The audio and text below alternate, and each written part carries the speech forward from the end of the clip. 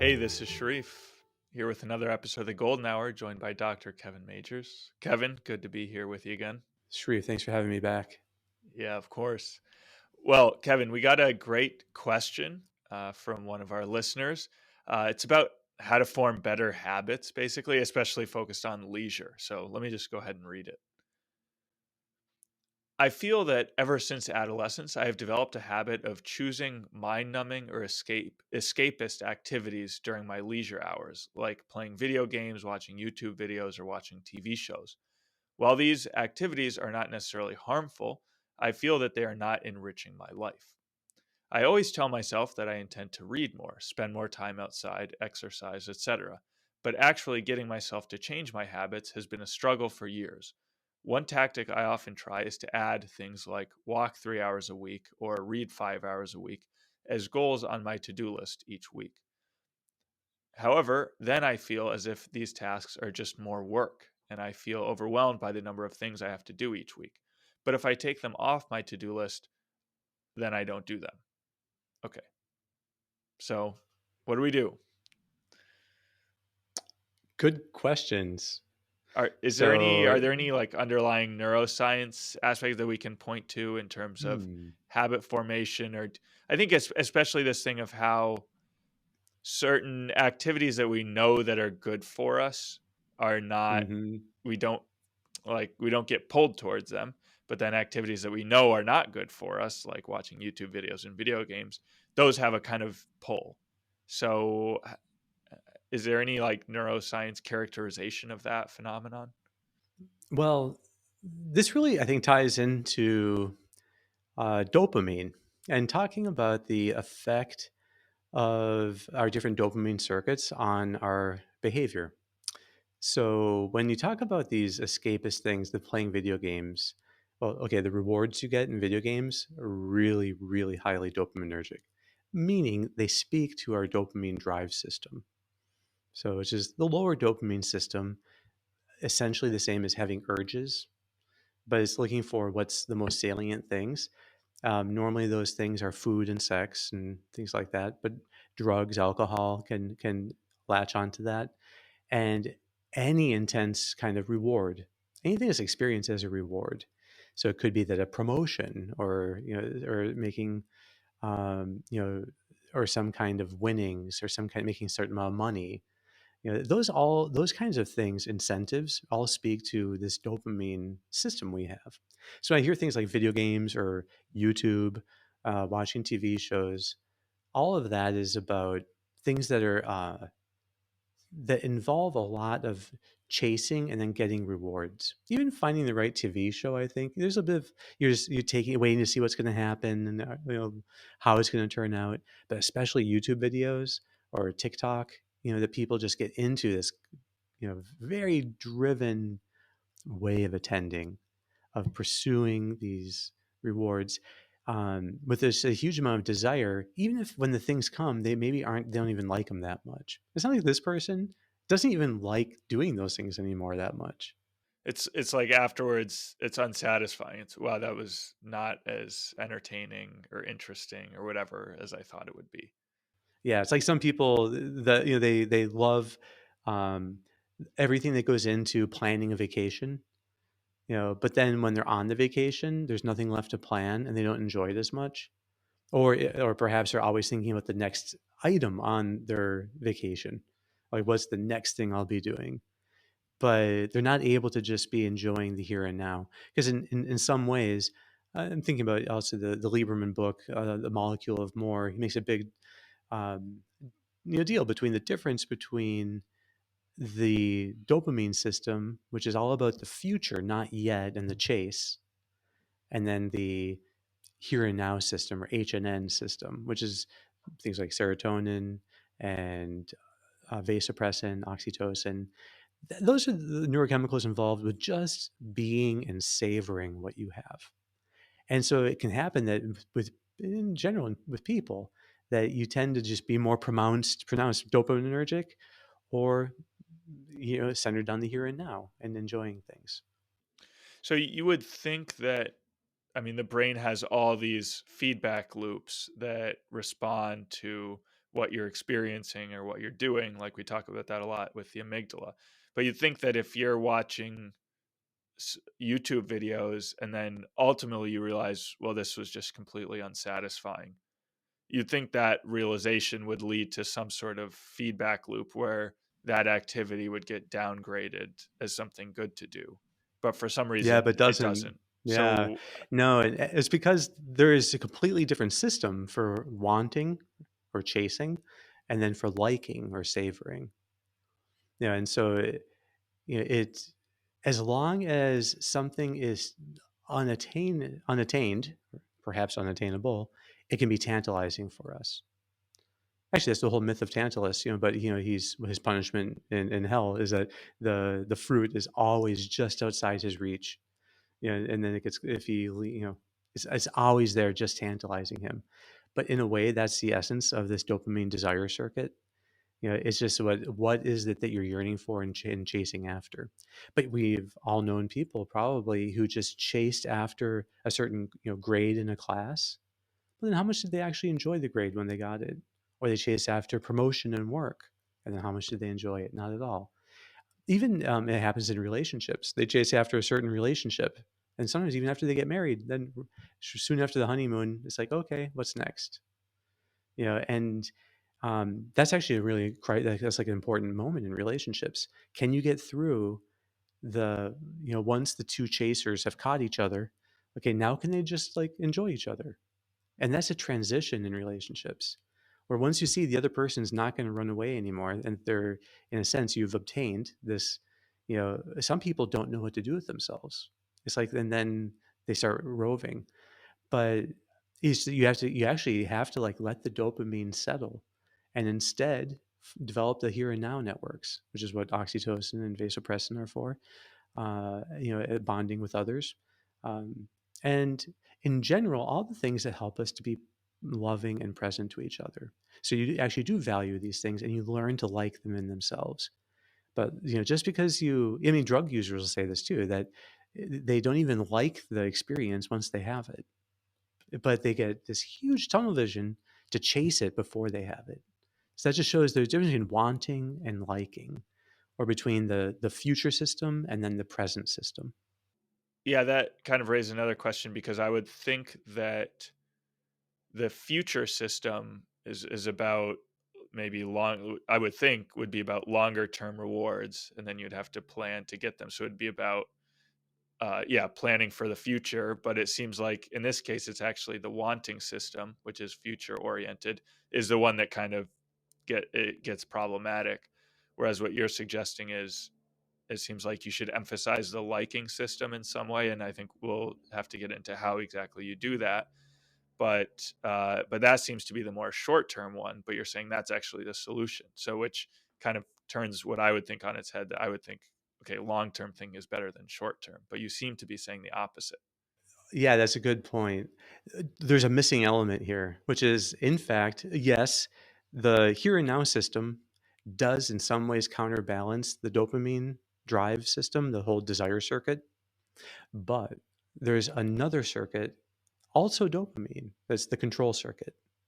And that's a more prefrontal cortical circuit that's in the highest part of the brain that is also about dopamine. And one of the signs that this is in fact what is helped by attention deficit medication, like stimulants like Ritalin or Adderall. They boost your dopamine control system. So that's, in fact, that's why you have to give these broad spectrum stimulants that help release not just norepinephrine and serotonin, but also large amounts of dopamine in order to be able to hit this dopamine control system. What the dopamine control system does is it lets you inhibit the lower dopamine drive for the sake of a longer term investment, so that you're able to bide your time and to be more controlled and strategic.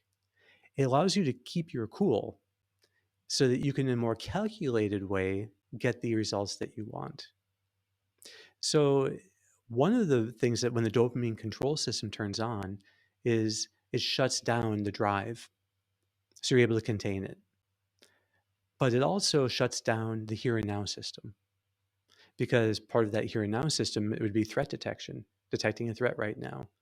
And so if a sudden threat were to emerge, you know, well, the person with the stronger control network would be able to stay cool and calm and goal directed to get through that threat, and then hopefully to guide the others through that threat. So rather than just, freezing or fleeing or unthinkingly fighting the threat when it came on. So you imagine you're on a plane, and then turns out there's a terrorist there. Well, what do you do?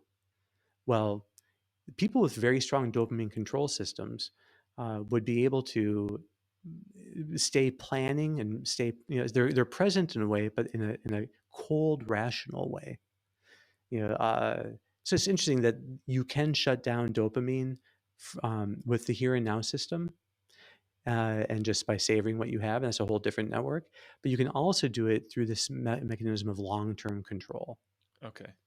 Okay, so now we're getting a more complete picture. You have the here and now system, and then you have two dopamine systems. Yes, And those are both oriented towards the future, but then you have the short-term dopamine system, which is kind of something that I can get pretty quickly and it's that will be impulsive. Yeah, immediately yeah, gratifying and stuff. And yes, then you have the long-term dopamine system that is for things like that might take a little bit longer to achieve, or actually, yeah, maybe can you clarify that? Because you had mentioned earlier of people, for example, setting their sights on this promotion. So would that be the hmm long-term dopamine system or the short-term? yeah. I think that probably both of them are going to be involved in that. Yeah, and so uh, yeah, with the long term, and I would say it's even more than being long term. It's the one that involves more planning or control in this, even right now, so that you have to be able to inhibit impulses in order to be carrying out a multi-step plan. So yeah, so I think that maybe that's the better nuance to put on it. But that's why it takes a developed prefrontal cortex, which doesn't really happen until you're, let's say like what, 25 years old, to be able to really successfully inhibit these lower impulses. And and yeah, and so that is also part of just being able to maintain, like, to hold yourself to higher ideals, and not give in to impulses. So that controlled dopamine system is also being used if you're really thinking about higher ideals, that you're going to be aiming to plan those instead. So I think what we're saying is there's actually different relationships. Then there's different ways that you can go into dealing with impulses, and the kind of escapism impulses that this person was mentioning is like how to use leisure activities. But one of them, is by helping them to be, having, how do I say this? Um, Changing their desires with higher desires. So you try elevating the desires they have, for, so that it's not just desiring the quick fix or quick rest or the junk food rest, but instead higher quality rest. There's a whole field of psychotherapy that focuses on raising desires like that, in a sense, using desire dopamine to shape desire dopamine.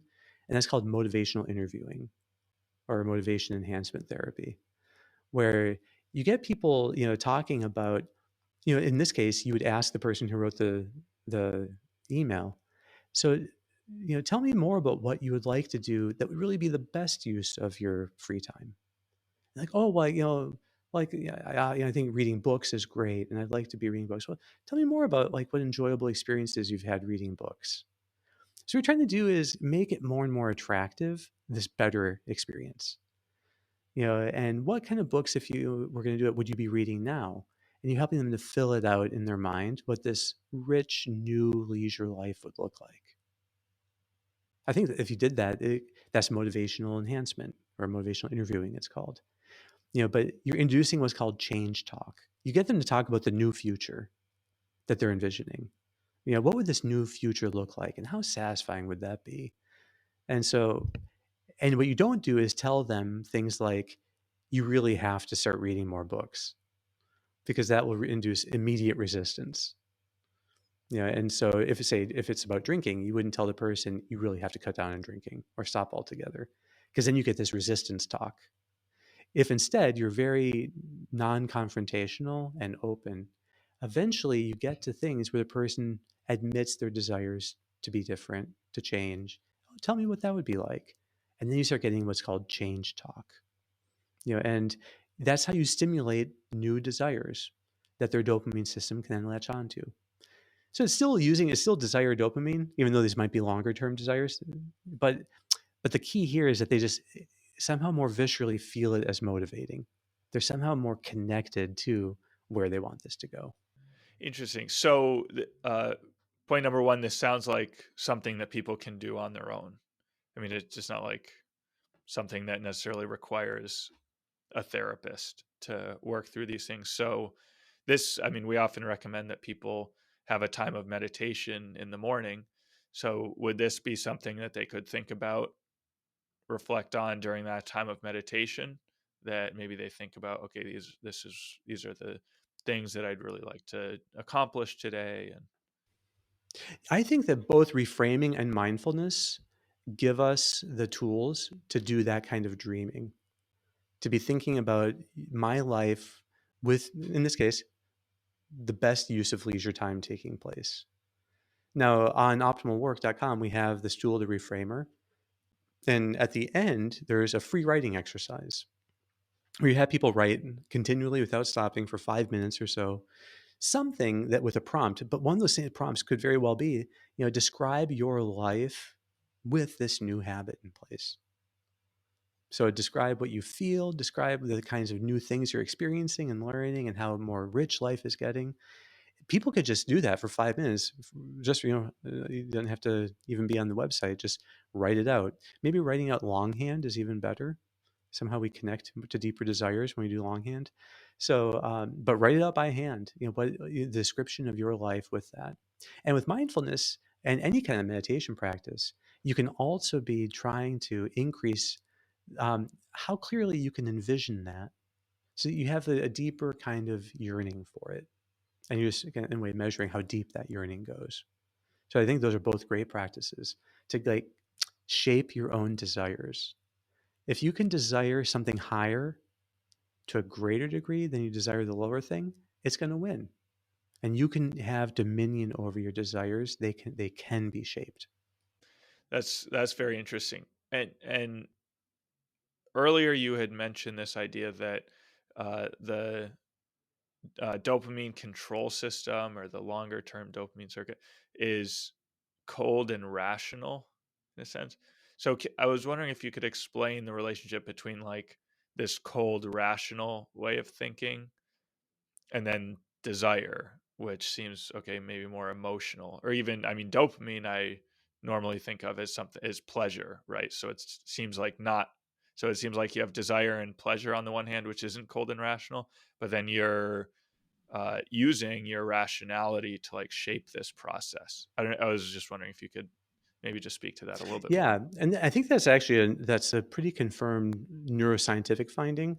That the actual experience of emotion goes down whenever these control circuits turn on. The control circuits are more about, uh, how if you're executing something that really requires the finest level of mastery, you're probably not going to be at that. Like think of a surgeon doing the most difficult operation at the most difficult point. Well, there you need, that's very prefrontal. That's going to require extremely high degrees of personal control. You don't want the person thinking about how much they have to use the restroom, or are they worried about a conversation they're going to have later that day. So a lot of the emotional circuits are actually shut down because they are so completely, engaged in this present task. There's something about the dopamine control circuit that allows us to do that. When needed, we can just focus on doing this one thing, carrying out step by step, without the emotions, being perceived in that moment. So in some ways, that's what happens in any kind of flow state. And so I don't know of any literature that's writing so far about dopamine control mechanisms and flow and how they relate. But certainly is the truth that when we're in flow, we are able to experience things, but we're not distracted by them at all.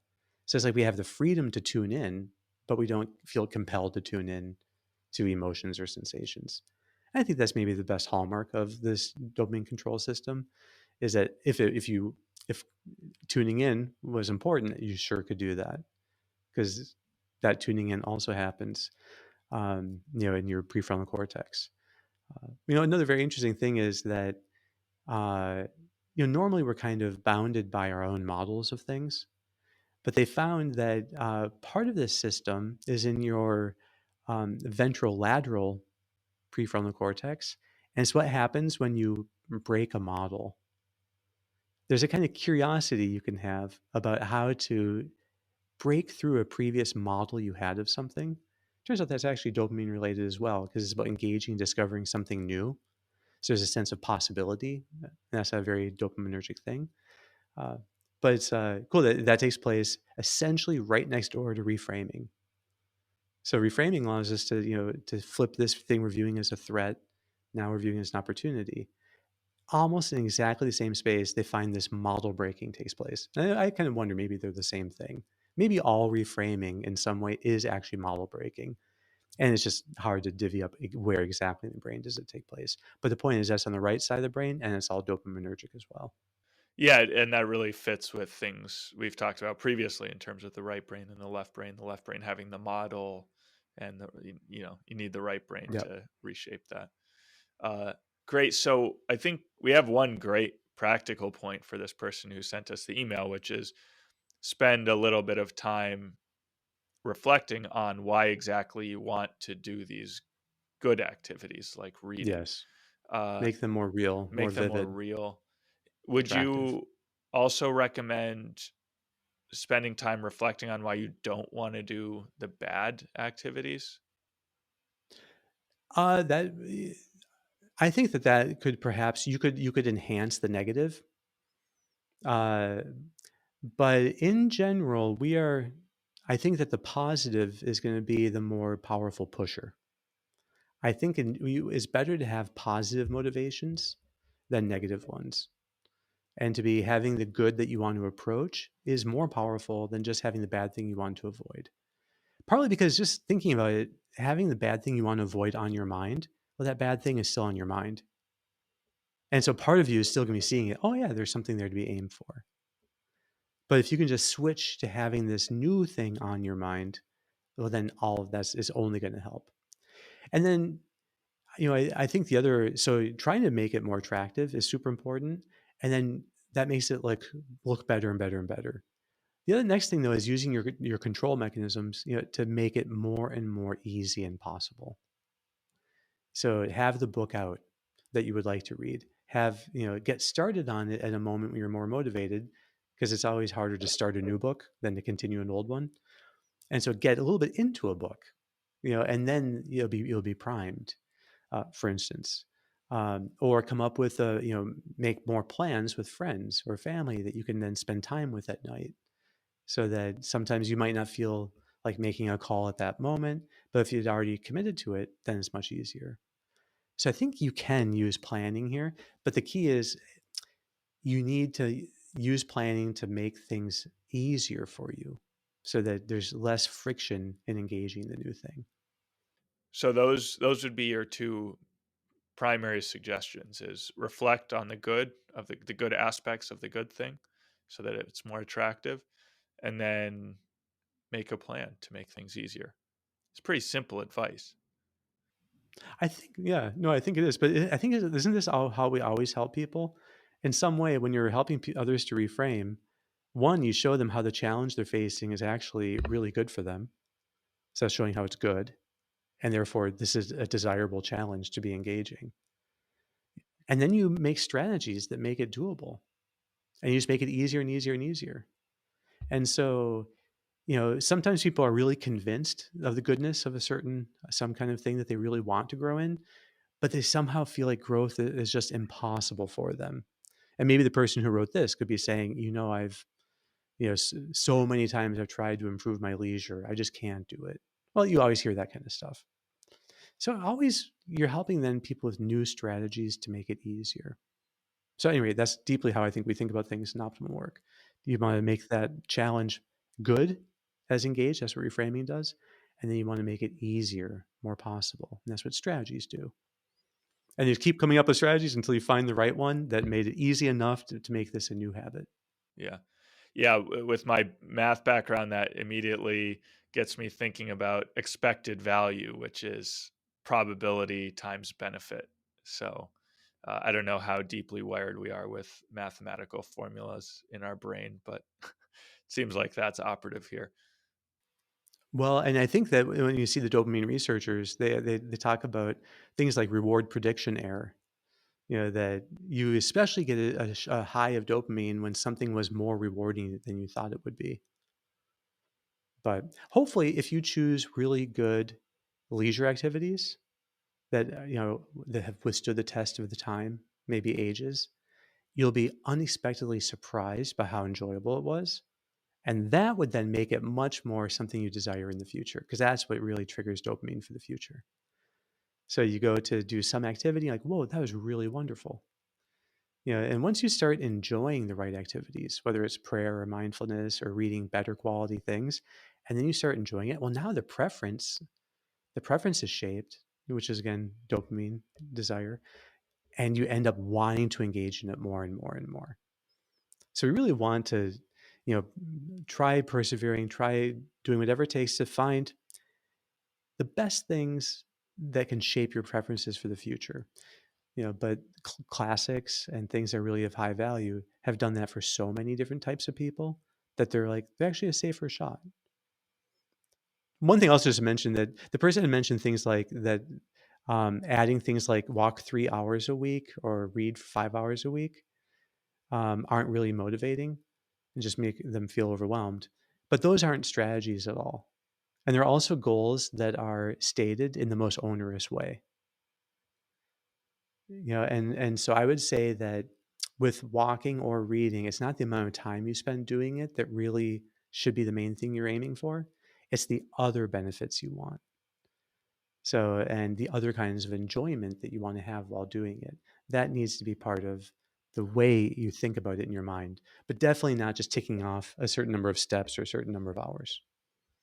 Well, Kevin, we're basically out of time, so I actually have a lot more questions, but I'll have to hold off for now. I think yeah, this is probably a topic we'll keep We'll coming back revisit. to. Yeah. Yeah. But yeah, if you want to, I'll give you some time for any final thoughts or a summary you want to give. Well, maybe something that people can meditate on is that one of the ways of shaping your desires is with desire itself. And I think you can have your power of desire more and more under conscious control. And you can learn to more and more consciously and deliberately and creatively raise your desires for higher and higher things to get yourself to actually want things that are higher, things that are better. But that also is a great thing to be for people to bring to meditation, times of meditation. Like, what would be here the highest object of my desire? And how do I, somehow desiring that thing above all does shape all of the lower desires and kind of downplays them in our mind. So, but with reflection, you can learn a kind of skill of intensification of desire. Uh, anyway, that's one final thought. That's great. Well, I think that's a very deep point and a nice one to end on. Great. Great. All right. Well, Kevin, thanks so Thanks, much for Sharif. coming back, and we'll be back next week.